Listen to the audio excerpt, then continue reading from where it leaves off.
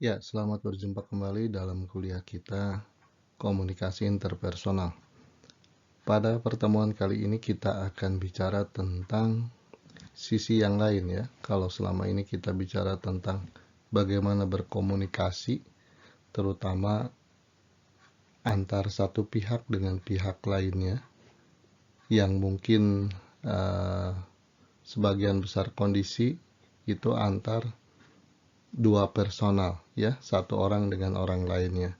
Nah, pada pertemuan kali ini kita akan mulai dengan satu kondisi yang lain yang katakanlah sering disebut sebagai public speaking ya. Jadi bagaimana kita bicara di depan sekelompok orang. Bisa barangkali 5 orang, 10 orang, bahkan suatu ruangan besar ya dengan banyak sekali orang. Nah, prinsipnya relatif sama walaupun ada perbedaan karena jumlah orang yang berbeda akan membuat sikap kita ada keterbatasan ya, ada sesuatu yang mudah dilakukan ketika audiensnya hanya 5 orang barangkali, tetapi sikap tertentu sulit dilakukan ketika audiens kita katakanlah 1.000 orang ya. Baik, kita mulai dengan sesuatu yang simple ya, kita bayangkan sesuatu yang simple tapi ada esensi yang kita pahami bersama. Kita sebut saja delivering simple speech ya. Bagaimana mendeliver, menyampaikan satu ucapan atau pidato lah, katakanlah begitu ya, yang sederhana. Baik, apa yang penting kita lakukan ketika mempersiapkan diri ya, atau memulai pembicaraan kita? Ya, satu satu hal yang penting harus diperhatikan adalah satu upaya untuk mengkondisikan dari situasi tadinya katakanlah belum mulai, kemudian kita dipersilahkan bagaimana kita memulai percakapan kita, bagaimana kita memulai dalam tanda kutip pidato kita, ya, karena ada dua sisi yang harus dikondisikan. Satu sisi adalah audience, bagaimana kita mengkondisikan audiens menjadi siap mendengarkan apa yang akan kita sampaikan. Yang kedua, tidak sedikit juga bagi yang pertama kali atau belum terbiasa, yaitu memikirkan bagaimana mempersiapkan diri sendiri, ya, diri sendiri agar lebih siap pada kondisi memulai menyampaikan sesuatu yang ingin disampaikan, ya.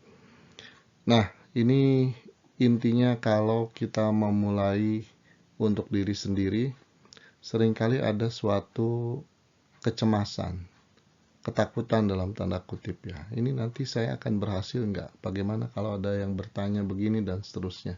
Nah, ini saya kira satu hal yang harus diatasi. Kita harus memikirkan atau menanamkan rasa percaya diri pada kita, pada diri kita, ya, agar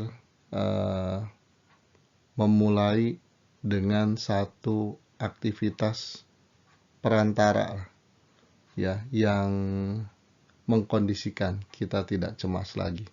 Ya, mungkin dengan menyapa atau cerita sesuatu yang sangat ringan ya, atau apapun lah ya, sesuatu yang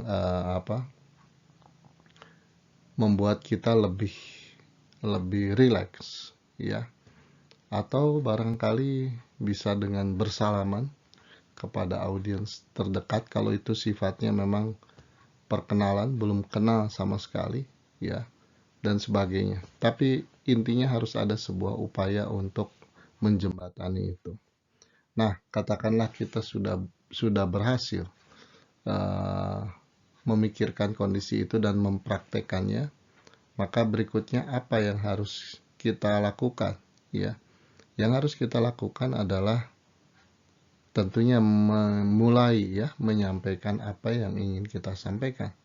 Ya, ini kalau dibagi apa yang akan kita bicarakan ini seperti apa yang kita lihat ini. Ya, secara umum ada dua kelompok besar, yaitu pertama, preparing your speech, menyiapkan speech kita, ya, apa yang akan kita sampaikan, pembicaraan kita. Yang kedua adalah delivering your speech, menyampaikan. Ya. Nah, ini strukturnya sudah ada, bisa kita lihat ya, preparing dibagi menjadi dua, developing the speech dan organizing the speech ya. Delivering ada beberapa ya. Baik kita mulai ya menyampaikan. Preparing your speech, bagaimana menyiapkan segala hal berkaitan dengan penyampaian pidato atau pembicaraan yang akan kita sampaikan. Kita mulai dengan bagian pertama ya, developing the speech sebagai bagian dari preparing your speech. Nah, baik, ada satu hal tentunya ya yang harus kita putuskan. Walaupun katakanlah itu sudah ditentukan atau ditetapkan bahwa kita harus bicara apa, tapi biar bagaimanapun kita harus secara eksplisit menentukan kembali ya, paling tidak menentukan batasan-batasannya. Mana bagian yang akan kita sampaikan, mana bagian yang mungkin karena keterbatasan waktu atau pengetahuan kita, itu kita hindari atau kita tetapkan itu tidak menjadi bagian yang akan kita sampaikan ya. Jadi dalam hal ini saya beri judul di dalam bagian developing your speech itu adalah find your topics. Ya, kita tetapkan topik kita itu apa. Ya, lingkupnya bagaimana. Ya. Mungkin saja kita hanya harus bicara tentang diri kita. Ya, atau kita harus bicara tentang satu bidang tertentu, memperkenalkan satu hal, misalnya memperkenalkan apa itu IoT, Internet of Things, ya, atau kita mau memperkenalkan tentang apa itu kecerdasan buatan, ya. Oke, apapun yang mau kita sampaikan, tapi harus ditetapkan sehingga pikiran kita fokus ke sesuatu yang kita sudah tetapkan, kita sudah targetkan. Itu saya membicara tentang itu. Itulah intinya find your topic ya. Setelah find your topic, maka mungkin masih ada pertanyaan-pertanyaan tentang batasannya. Seperti misalnya tadi kita bicara tentang IoT atau kita bicara tentang katakanlah tadi artificial intelligence ya, kita bicara tentang Bitcoin atau bahkan hanya bicara tentang diri sendiri ya. Nah, ini kita harus tahu ini berapa lama kita diminta bicara, siapa audiens kita ya, kemudian knowledge kita bagaimana, berapa waktu yang kita punya untuk persiapan dan sebagainya. Nah, ini harus kita tetapkan, harus kita pahami, harus kita pelajari ya, sehingga kita setelah tadi find your topics, berikutnya adalah kita bisa fokus menentukan fokus kita yang mana dari topik besar itulah, katakanlah begitu ya. Fokus kita yang mana? Oh, saya hanya mau memperkenalkan apa itu artificial intelligence dan beberapa potensi penggunaannya, misalnya seperti itu. Ya. Nah, kesalahan yang sering terjadi ketika kita tidak menentukan atau tidak melakukan focusing your topics, ya, tidak menentukan fokus, akhirnya apa? Akhirnya kita bicara terlalu banyak. Nanti bisa berdampak pada waktu yang tidak cukup atau lebih tidak menguntungkan akibat waktu yang tidak cukup. lalu oleh penyelenggara, moderator, atau siapa yang menugaskan, dikatakan, oke, karena waktunya terbatas, kita hentikan sampai di sini. Wah, kita tidak menyimpulkan sesuatu, tidak utuh menyampaikan sesuatu, dan sebagainya. Ini yang harus kita hindari, ya. Kemudian di lain pihak juga kita harus paham dalam banyak situasi terlalu fokus juga tidak baik, ya. Kenapa? Karena mungkin mungkin audiens kita itu ada keanekaragaman, knowledge, basic knowledge, ya. Ketika terlalu fokus, sangat fokus, nah ini barangkali akan mendalam tentunya pembahasannya, sehingga itu menyebabkan terjadinya pembahasan yang sangat dalam, kemudian tidak semua orang bisa memahami, ya, karena saking dalamnya pembahasan kita. Nah, ini perlu kita pertimbangkan. Kecuali memang misalnya dalam kuliah, memang sudah direncanakan harus menyampaikan topik tertentu. Tapi ketika bicara di depan audiens yang lebih terbuka, kita harus memikirkan faktor terlalu sempit tadi, ya. Baik, kemudian berikutnya adalah, kalau tadi preparing, sekarang developing your speech, mengembangkan isi lah, konten, ya, kira-kira apa yang mau disampaikan. Kemudian apa yang penting di sini, ya. Nah, catatan pertama ini adalah be creative to developing it, ya. Jadi setelah kita tahu find your topics, kemudian fokus on your topic, kemudian apa isinya. Nah, ini be kreatif lah, ya, karena satu materi dengan lingkup yang sama bisa disampaikan dengan banyak cara, bisa disampaikan dengan kelengkapan yang tetap ada variasinya, ya. Mungkin yang satu pembicara jarang atau tidak banyak memberikan contoh, yang lain justru sebaliknya. Nah, ini tergantung situasi, tergantung karakter kita, ya, dan ya kita harus memikirkan mana yang terbaik, ya. Kemudian juga jangan lupakan structures the speech, so it will be interesting and meaningful. Jadi kita perlu tahu sekali ketika bicara di depan audiens yang memang terutama bukan pihak yang kita kenal secara rutin, ya. Nah, ini acara apa sih? Apa yang kira-kira menarik untuk mereka, pendengar kita? Apa yang kira-kira bermanfaat buat mereka? Karena kalau tidak interesting, tidak meaningful, sangat mungkin audiens kita akan kehilangan minat, ya, menyampaikan itu. Jangan dikira kalau kita bicara tentang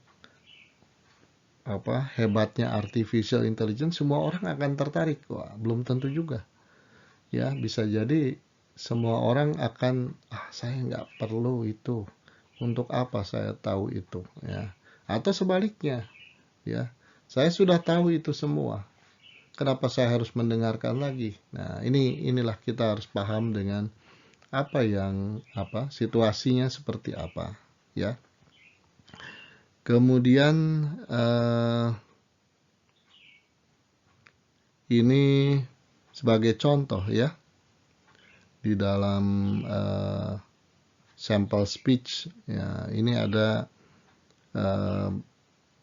dua ini, ya. Ini dari sumbernya, maaf, ini dari sumber buku yang saya gunakan untuk untuk materi ini. Itu dikatakan, ya, ini memperlihatkan suatu keanekaragaman, ya. Ada first speaker menyampaikan sesuatu dari aspek apanya, kemudian ada second speakers menyampaikan sesuatu dari sisi yang lainnya. Nah, tapi intinya adalah begitu banyak kemungkinan yang dapat dipilih, ya, untuk menyampaikan satu topik yang sama, ya. Jadi balik lagi sebetulnya seperti yang di awal tadi, be kreatif ya. Kreatiflah, pikirkanlah secara kreatif ya. Kemudian ada satu catatan, tentunya si presentasi itu harus menarik untuk disajikan ya. Selain tadi berbagai macam daya tariknya dari sisi apa, tapi caranya sendiri, kalaupun kita melakukan pilihan yang hampir sama dengan orang lain, ya, maka caranya tetap berbeda, bisa berbeda atau sangat mungkin berbeda, ya. Nah, mungkin saja ini salah satunya nih ya. You can make your presentation mysterious or suspenseful, ya. Nah, ini terserah kita mau menceritakannya dengan style atau gaya seperti apa. Bisa membuat misterius misalnya kita tidak menjelaskan secara lengkap, tapi mengajak berpikir, mengajukan suatu pertanyaan sehingga orang penasaran. Lalu ini bagaimana? Misalnya, apakah betul artificial intelligence bisa lebih hebat dari manusia? Sehingga manusia nanti bisa tertindas atau dikalahkan. Nah, ini kan misterius nih. Ya, lalu pembicaraan kita terus memberikan sebuah atau menjawab sedikit demi sedikit pertanyaan dasar tadi ya. Kemudian, nah ini ada sebuah contoh memperlihatkan keanekaragaman ya. Katakanlah Anda diminta untuk presentasi, tapi menceritakan teman Anda. Pilih salah satu teman Anda yang Anda kenal baik. Kemudian Anda harus menceritakan ya tentang teman Anda itu. Mungkin salah satu kemungkinan adalah, oh teman saya ini namanya ini, lahir di sini, keluarganya di sini, punya adik, kakak sekian dan seterusnya. Ya, dia hobinya apa, dia punya kemampuan menarik apa. Ya, dengan cara seperti itu. Nah, mungkin seseorang yang kreatif akan menceritakan dengan cara yang berbeda. Ya, katakanlah kita tahu nih teman kita yang harus diceritakan ini, Alexa misalnya, itu orangnya adalah penari katakanlah, ya punya kemampuan unik, dia pandai menari, ya. Kemudian ketika kita diminta menceritakan, kita dengan gaya bahasa yang agak puitis katakanlah, ya. Nah, ini menceritakan seperti ini, deskripsi yang berwarna biru di paragraf paling bawah itu ya. Nah, kita cerita tentang the spotlight shines ya, the music blares dan seterusnya. Jadi apa kata-kata indah gitu ya yang kita rangkai, yang pada akhirnya kita mengatakan itulah Alexa ya yang saya kenal. Nah, itu saya kira bisa menjadi salah satu alternatif. Ini tujuannya memperlihatkan betapa beraneka ragam pilihan untuk mengungkapkan sesuatu ya. Kemudian jokes ya atau kelakar. Ya, kenapa tidak? Orang senang mendengar jokes ya, kelakar yang baik ya. Nah, tapi ada tapinya, ini ada warning lah katakanlah begitu ya. Jokes itu harus dipikirkan menarik apa tidak. Jokesnya itu sendiri ya. Basi apa tidak. Kalau kira-kira semua orang sudah tahu, barangkali ketika kita menyampaikan dengan sangat semangat, semua orang hanya tersenyum kecil saja, walaupun tidak disampaikan, tapi dalam hatinya, wah ini sih udah basi ini, nggak usah diceritakan lagi, tidak menarik lagi, ya. Atau, nah di sini diceritakan juga di dalam catatan halaman ini bahwa apakah kita berbakat tidak untuk menyampaikan jokes? Apakah kita paham betul nggak cara menyampaikannya gimana sehingga membuat orang jadi tertarik dan tersenyum bahkan tertawa begitu ya, sehingga suasana menjadi lebih nyaman bagi semua pihak. Nah, ini saya kira ya sering atau cukup banyak pembicara yang profesional lah, yang punya jam terbang yang tinggi mengatakan bahwa jokes atau kelakar itu menjadi sesuatu yang penting untuk mencairkan suasana, membuat suasana lebih santai begitu. Tapi ya ingat bahwa kita harus berlatih cukup baik supaya itu disampaikan dengan tidak salah dan menarik begitu. Nah, atau kita mengevaluasi diri. Apakah kita tipe yang tepat nggak untuk menyampaikan jokes? Kalau kesimpulan kita, wah lebih baik tidak, ya apapun alasannya, ya jangan dipaksakan. Ya, karena ini akan memperburuk suasana. Baik, kita lanjut ya. Berikutnya itu adalah organizing the speech. Bagaimana menata, mengorganisasikan isi dari pembicaraan kita ya. Ini kalau dilihat di sini sudah terlihat ada 3 bagian penting. Introduction, body, conclusions. Jadi dari sini kita bisa melihat bahwa kita dianjurkan untuk selalu membagi apa yang mau kita sampaikan ini menjadi 3 bagian. Selalu ada introduction, body itu adalah isi utama yang ingin kita sampaikan. Satu lagi conclusion. Selalulah berpikiran membagi 3 ini. Introduction, conclusion itu adalah sesuatu bagian yang relatif singkat biasanya dibanding body ya, karena yang utama yang mau kita sampaikan body, tapi tetap tidak pernah hilang introduction dan conclusion ini. Body ini adalah satu yang fleksibel. Bisa simple juga yang kita sampaikan ya. Bisa juga sangat complicated lah ya. Banyak sekali kontennya, barangkali tingkat kesulitannya tinggi whatever lah. Tapi intinya body ini fleksibel sekali dan merepresentasikan inti dari apa yang ingin kita sampaikan. Ya, baik kita mulai dengan introduction ya, dari rangkaian intro, body, conclusions ya. Your first job in the introduction ya is to get the attention and interest. Jadi PR pertama apa yang harus dilakukan dalam introduction itu adalah bagaimana kita mendapat attention dan interest. Ya, bayangkan kita harus bicara di depan banyak orang. Kita bukan orang yang populer.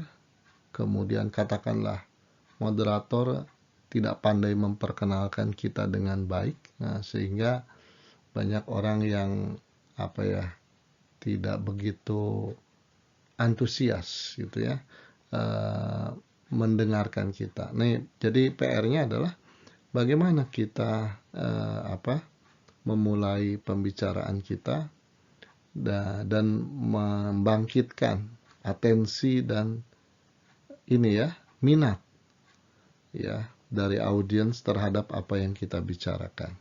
Di sini dikatakan you can do this ya by kita bisa melakukan ini dengan cara posing a questions, mengajukan sebuah pertanyaan ya, mempertanyakan sesuatu yang membuat orang ingin tahu ya. Kemudian telling a story, menceritakan sebuah cerita. Tapi ingat jangan terlalu lama ya, waktu kita tidak banyak di introduction ini. Cerita yang menarik, tentunya yang relevan dengan apa yang mau kita sampaikan. Kemudian making a starting statement. Ya, kalau cerita ya satu kisah apapun lah yang kita ceritakan. Kalau statement kita menyatakan sebuah pernyataan yang membuat bertanya-tanya orang. Wah, ini berani juga nih menyatakan apa begitu ya. Kemudian yang terakhir adalah opening with a questions ya. Jadi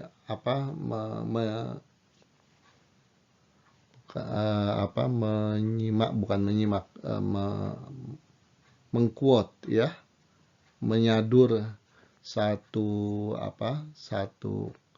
pernyataan dari satu pihak tertentu, biasanya dari pihak yang terkenal, orangnya terkenal, dan atau juga pernyataannya yang sangat menarik ya, kutipan ya, yang kita kutipnya itu demikian menarik, membuat orang bertanya-tanya. Nah, kita bisa mulai dengan 4 itu, atau kalau punya ide yang lain silahkan, tapi sesuatu aktivitas yang sederhana, tidak memakan waktu, tapi membangkitkan minat gitu.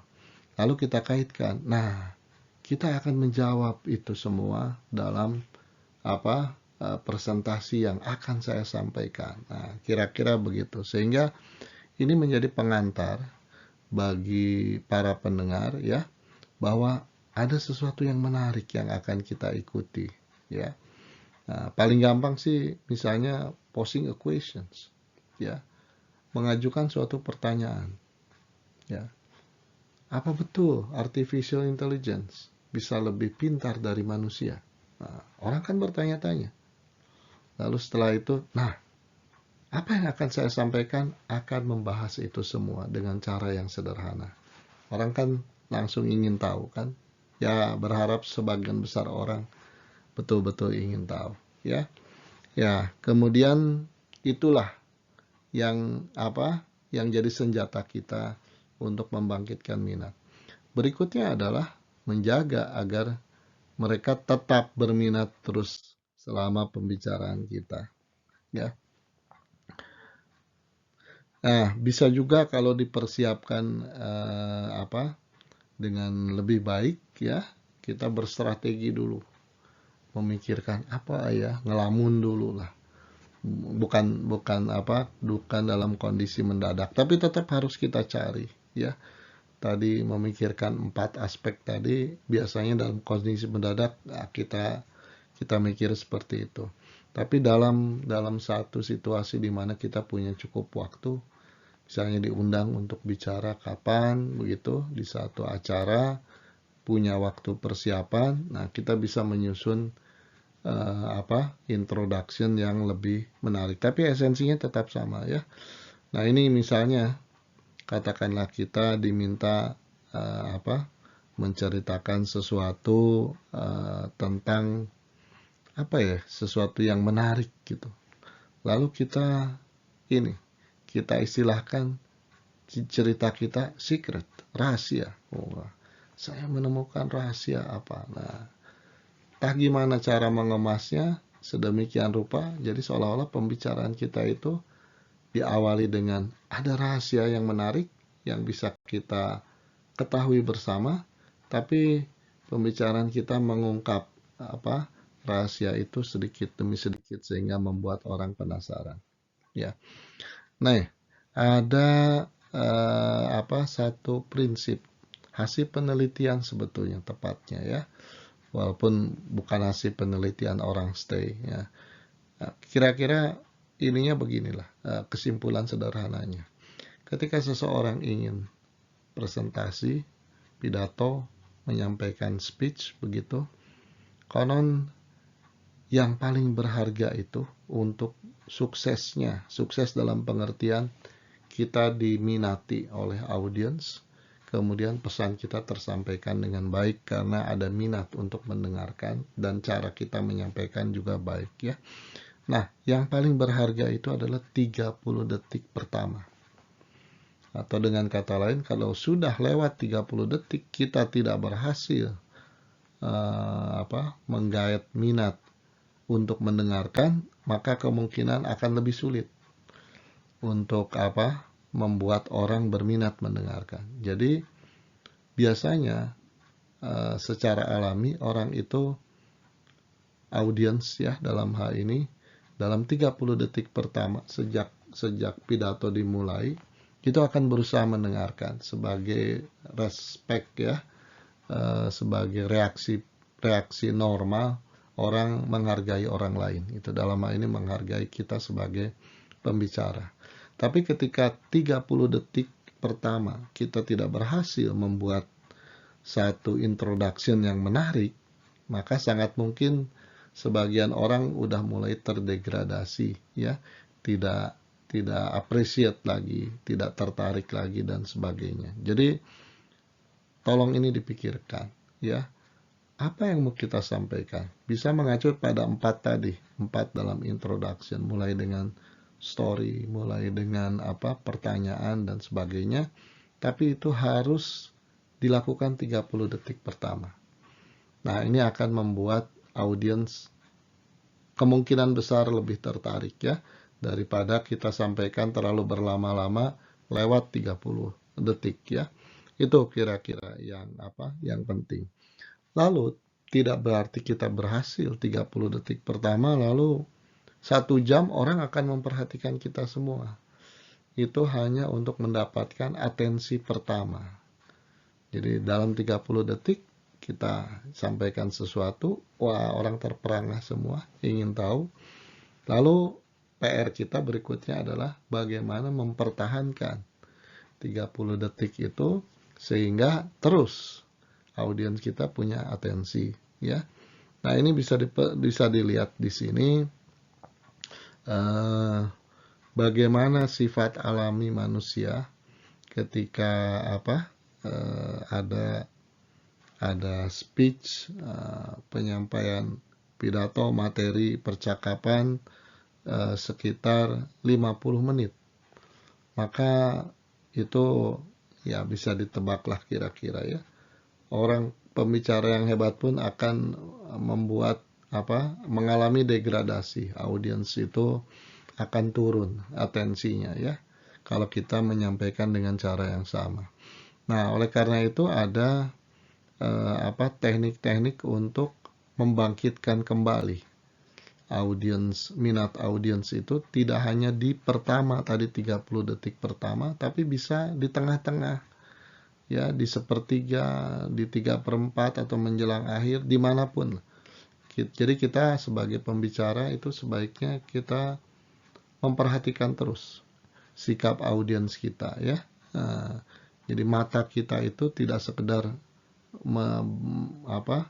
berkomunikasi eye contact dengan audiens, tapi kita juga evaluasi diri sambil bicara, melihat apakah semua memperhatikan, ya, apakah ada pembicara yang ngobrol satu sama lain dan sebagainya. Itu sebetulnya sebagai sebuah indikator bagi kita untuk mendeteksi apakah yang saya sampaikan itu demikian menarik sehingga membuat orang terpana semuanya, serius memperhatikan kita, atau sebaliknya, ya. Nah, sekali lagi kita bisa melakukan upaya mengembalikan atensi di tengah. Ini ada 7 ini, ya, saya tidak bahas, tapi satu sumber menyampaikan bahwa ini paling tidak 7 alternatif yang bisa kita lakukan di tengah-tengah, ya. Bisa tiba-tiba kita mengajukan pertanyaan ringan, ya, kepada audiens sehingga bergairah lagi dan sebagainya. Baik, gitu ya maksudnya yang halaman ini.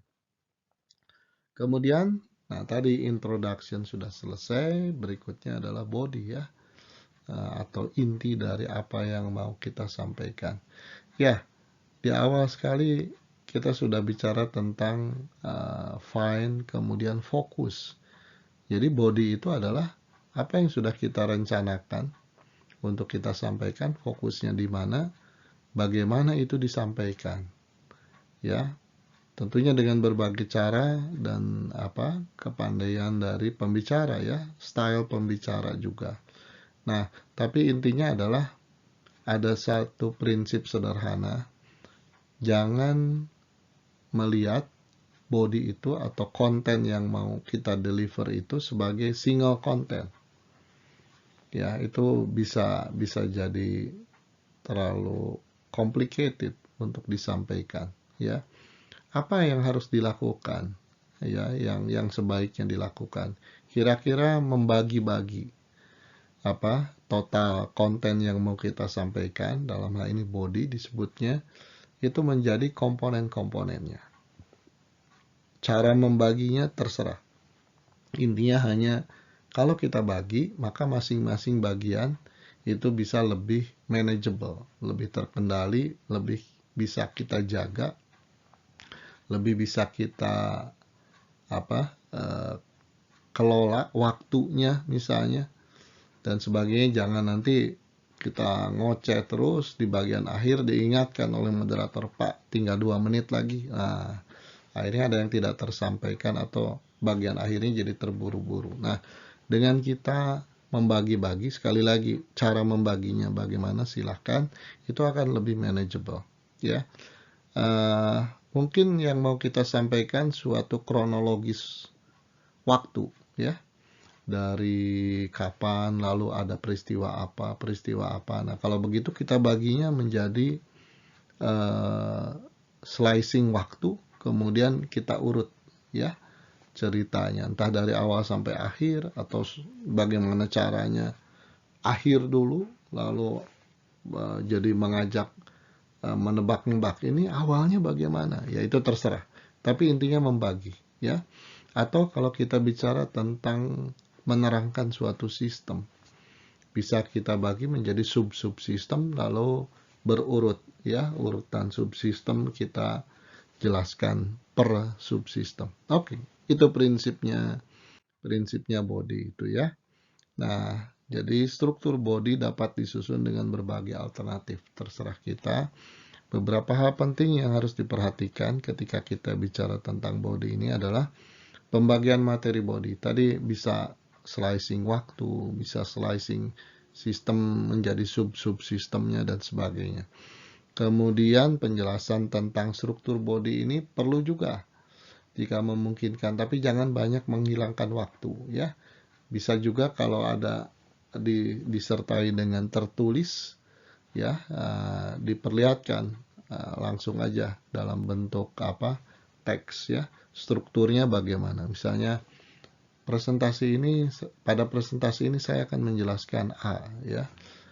Untuk mempermudah kita semua, saya bagi menjadi A1, A2, A3. A1 tentang apa, A2 apa, A3 apa. Lalu kita segera mulai dengan A1, yaitu urutan terbaik, apapun terserah pertimbangan kita. Kemudian penting juga, ya, ketika kita mengatakan, baik kita mulai dengan A1. Nah, nanti setelah sekian lama, nah, itulah A1, kita mulai lanjutkan dengan A2. Dan jadi kita audiens tahu kita sedang ada di posisi mana ya dari struktur yang kita rencanakan. Lalu ada semacam narasi atau kesimpulan pendek dari setiap akhir sub body ya menjadi dan transisinya bagaimana. Baik, berikutnya itu adalah conclusions ya. Conclusion itu bisa disebut eksplisit, maka kita sampai pada tahap kesimpulan, lalu ada kesimpulan formal. Nah, conclusion tetap perlu, tapi tidak selalu harus disebut eksplisit bahwa ini conclusion ya, karena mungkin kalau kita menyampaikan sesuatu yang ringan, sebetulnya tidak ada proses membentuk kesimpulan secara khusus ya. Tapi esensi kesimpulan penting dalam konteks kita berbicara ya. Mengapa?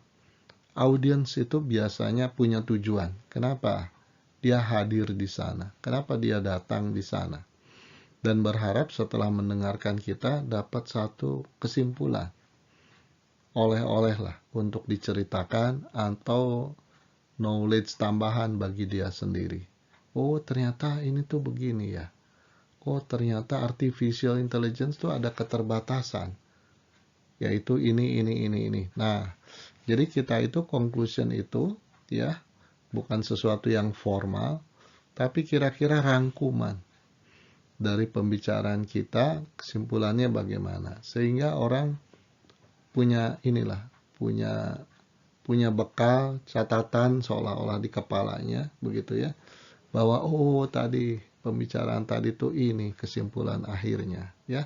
Itu akan membuat orang berharga dan mengingat kita juga bahwa oh saudara Anu itu menyampaikan apa dan kesimpulannya bagaimana ya. Nah, ada ya, ini tambahan saja ya, bagaimana cara kita menutup menyimpulkan dan mengakhiri presentasi kita, ya, pembicaraan kita, pidato kita, ya. Ini ada 6 cara yang bisa dipelajari, ya. URL-nya ada di bawah, tinggal diklik. Nah, itu berbagai alternatif cara untuk mengakhiri percakapan kita, ya. Nah, tentunya setelah kita siapkan itu semua, ya, lalu kita praktekkan, ya, kita praktekkan delivering your speech, ya. Nah, ini kita sampai pada bagian akhir, ya, delivering your speech. Ini ada tiga komponen di sini, ya. Speaking entrepreneurially, ya. Kemudian rehearsing the speech, kemudian presenting the speech, ya. Baik. Yang pertama itu adalah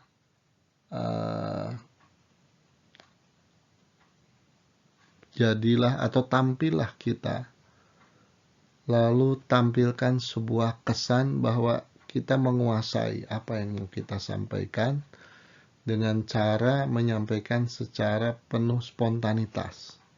Kira-kira gitu. Ya, jadi jangan sampai berkesan. Walaupun prakteknya kita melakukan itu, tapi jangan sampai berkesan kita menghafal. Ya, biasanya ciri orang yang menghafal tuh menyampaikannya flat, lalu tampak tidak berpikir. Terus saja disampaikan karena sudah hafal. Ya, biasanya itu akan memberikan kesan tidak menarik.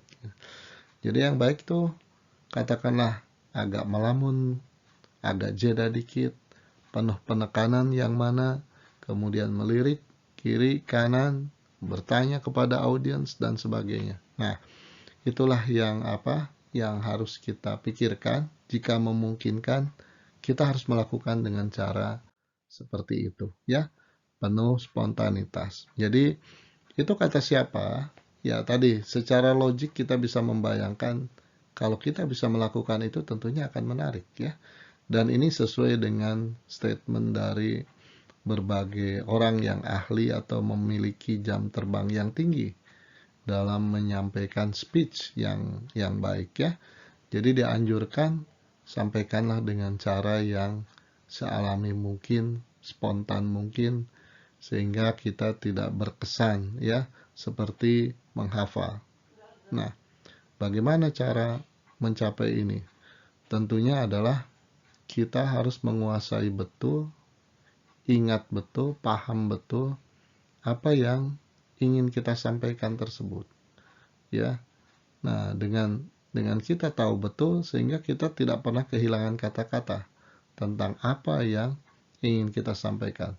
Tapi kata-kata apa yang mau kita sampaikan itu juga sifatnya tidak formal, kemudian semuanya dihafalkan dan sebagainya, ya. Nah, ini bagaimana semuanya dirangkai secara alami, instan waktu itu. Tapi juga tadi kita nggak kehilangan kata-kata, yaitu dengan cara melatih dan membaca berulang-ulang sehingga kita tahu persis apa yang akan kita sampaikan. Nah, dikatakan bahwa jika perlu kita membuat catatan-catatan, ya, salah satunya dianjurkan dalam bentuk index card, ya, kartu indeks begitu. Nah, tapi catatan itu bukan catatan percakapan lengkap, paragraf lengkap, kalimat lengkap, ya. Kalau begitu nanti kita akan terjebak hanya membaca itu, dan itu sesuatu yang buruk, ya. Itu hanya kata-kata kunci untuk mengingatkan kita apa yang akan kita sampaikan. Nah, tentunya ini juga bukan satu hal yang dilakukan pada saat real speech kita, ya. Pada saat kondisi yang sesungguhnya kita menyampaikan speech itu, ya. Kenapa? Karena ya tentunya tidak baik, terlepas dari isinya apa, orang tidak membaca, tapi tidak baik memperlihatkan kita membawa contekan, ya. Nah, tapi begini, ada situasional juga. Kita bisa menanyakan kepada yang mengundang kita, apakah kita bicara di podium sehingga kalau kita punya catatan kecil itu tidak terlihat begitu ya, atau situasinya demikian terbuka ya, kita jalan-jalan langsung kelihatan seluruh badan kita sehingga kalau ada catatan akan terlihat, atau sebetulnya catatan itu hanya dalam rangka latihan. Karena satu poin yang penting juga, kita tidak dianjurkan menyampaikan sesuatu tanpa latihan, kecuali kita memang sangat terlatih dan yang mau kita sampaikan sesuatu yang bukan hal yang baru bagi kita ya. Nah, ini perlu dipikirkan.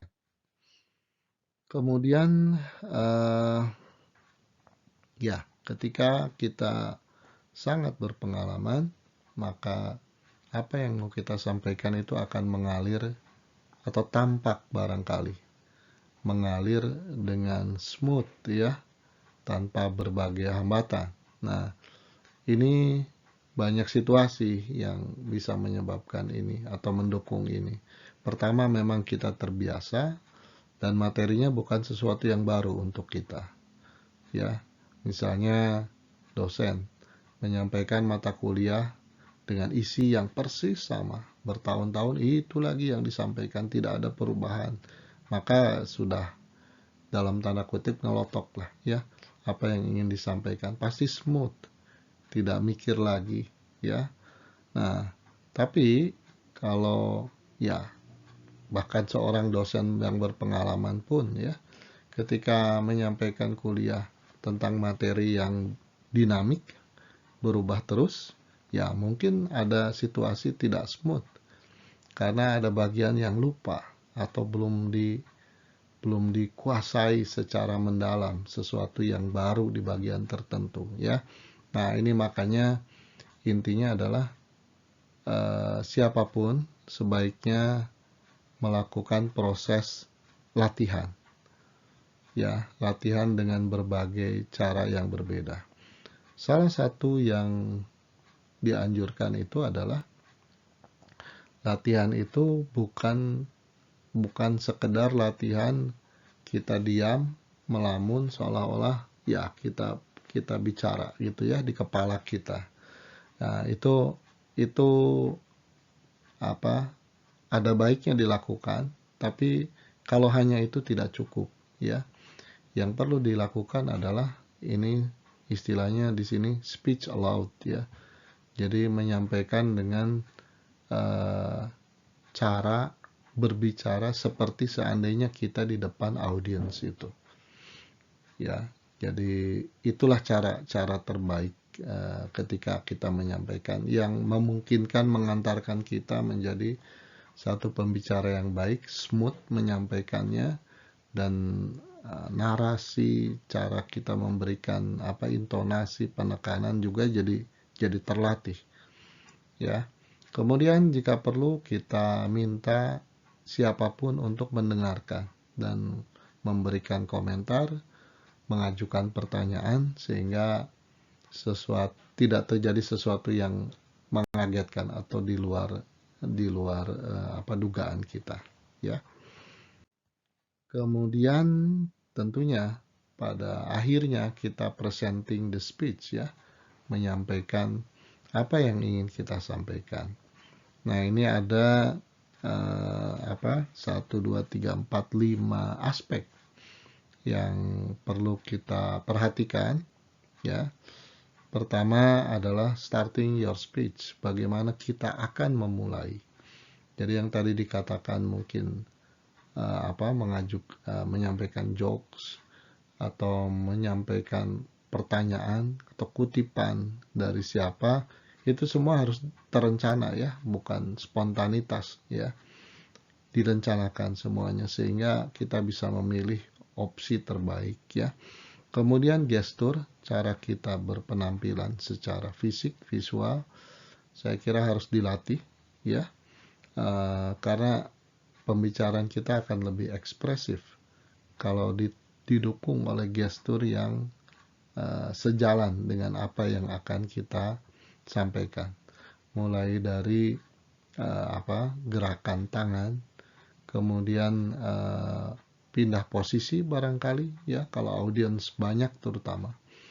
Ya, kemudian eye contact itu penting juga, eye contact ya.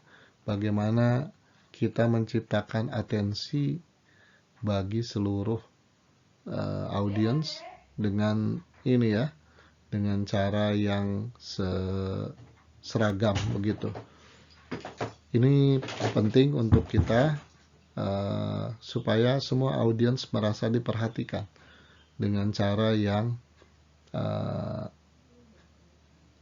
sejajar atau semua merasa diperhatikan dengan cara yang berimbang, lebih tepatnya begitu ya. Jangan sampai ada atau kita terbiasa melihat lurus ke depan sehingga yang di sisi kiri kanan merasa terabaikan. Ya, untuk supaya tidak diabaikan, ya diantaranya yang paling simpel itu eye contact. Jadi wajah kita kadang-kadang menghadap kiri, tengah, kanan, menatap mata. Tentunya menatap tidak harus, jangan sampai jadi menatap tajam ya. Nah, pokoknya semua merasa diperhatikan begitu. Kemudian yang berikutnya voices ya, ucapan kita, bicara kita gitu ya. Di sana ada barangkali keras, lembut, memberikan stressing pada kata-kata tertentu ya, di mana harus cepat, lambat, mungkin perlu ada jeda di mana ya silahkan itu dimainkan. Dan terakhir adalah bagaimana kita tahu persis kelebihan kelemahan kita. Nah, jangan sampai ada kepanikan begitu atau sesuatu yang membuat kita panik. Nah, ini diantaranya bisa dikurangi dengan percaya diri ya. Kita mengatakan positif self communication pada diri sendiri. Saya pasti bisa, saya pasti bisa. Dan saya sudah berlatih cukup. Nah, itu membuat akan menjadi lebih baik. Ya, saya kira itu yang bisa disampaikan untuk pertemuan kita hari ini ya. Ada tugas yang sudah disiapkan. Saya tidak bahas tugasnya, nanti silakan dibaca saja dan dikerjakan ya. Sekali lagi terima kasih atas perhatiannya. Nah, sampai jumpa pada pertemuan berikutnya.